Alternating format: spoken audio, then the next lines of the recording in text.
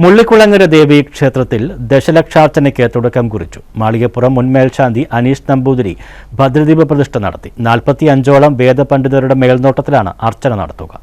കിഴക്കേ കളരിക്കലില്ലം മനോജ് നമ്പൂതിരി, സൂരജ് നമ്പൂതിരി എന്നിവരുടെ മുഖ്യ കാർമ്മികത്വത്തിൽ 45ഓളം വേദപണ്ഡിതരുടെ മേൽനോട്ടത്തിലാണ് അർച്ചന നടത്തുക.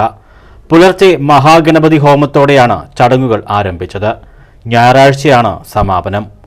15 ലക്ഷം രൂപയിലധികം ചിലവ് വരുന്ന ദശലക്ഷാർച്ചനയ്ക്ക് 700 കിലോയോളം പുഷ്പങ്ങളാണ് യജ്ഞശാലയിലേക്ക് വേണ്ടിവരിക. ക്ഷേത്രത്തിൽ 20 വർഷങ്ങൾക്ക് മുമ്പ് ലക്ഷാർച്ചന നടത്തിയിരുന്നു. ഇതാദ്യമായാണ് ദശലക്ഷാർച്ചന നടത്തുന്നത്. നാടിനും നാട്ടുകാർക്കും ഐശ്വര്യം പ്രദാനം ചെയ്യുവാനും ക്ഷേത്ര ചൈതന്യം വർദ്ധിപ്പിക്കുന്നതിനുമായി മുഴുവൻ ഹൈന്ദവ കരയോഗങ്ങളുടെയും ഊരാൺമക്കാരുടെയും നേതൃത്വത്തിലാണ് ദശലക്ഷാർച്ചന നടത്തുന്നതെന്ന് ഭരണസമിതി ഭാരവാഹികളായ ടി രമേഷ് കുമാർ, BS ദിലീപ് കുമാർ എന്നിവർ പറഞ്ഞു.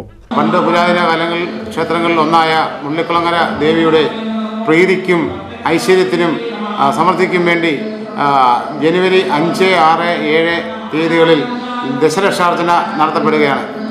ഈ സംരംഭം ഈ നാട്ടിലെ എല്ലാ ജനങ്ങൾക്കും, എല്ലാ ഭക്തജനങ്ങൾക്കും എല്ലാ ഐശ്വര്യങ്ങളും ഉണ്ടാവാൻ വേണ്ടി മാത്രമാണ് ഈ സംരംഭം നടത്തുന്നത്. ശനി, ഞായർ ദിവസങ്ങളിൽ പുലർച്ചെ 5-ന് മഹാഗണപതി ഹോമം, 6:30-ക്ക് കലശപൂജ, 7:30 മുതൽ ദശലക്ഷാർച്ചന, ഉച്ചയ്ക്ക് 1 മണിക്ക് മഹാപ്രസാദമൂട്ട്, വൈകിട്ട് 6 മണിക്ക് കലശാഭിഷേകം എന്നിവയുണ്ടാകും. News bureau, Chengannur.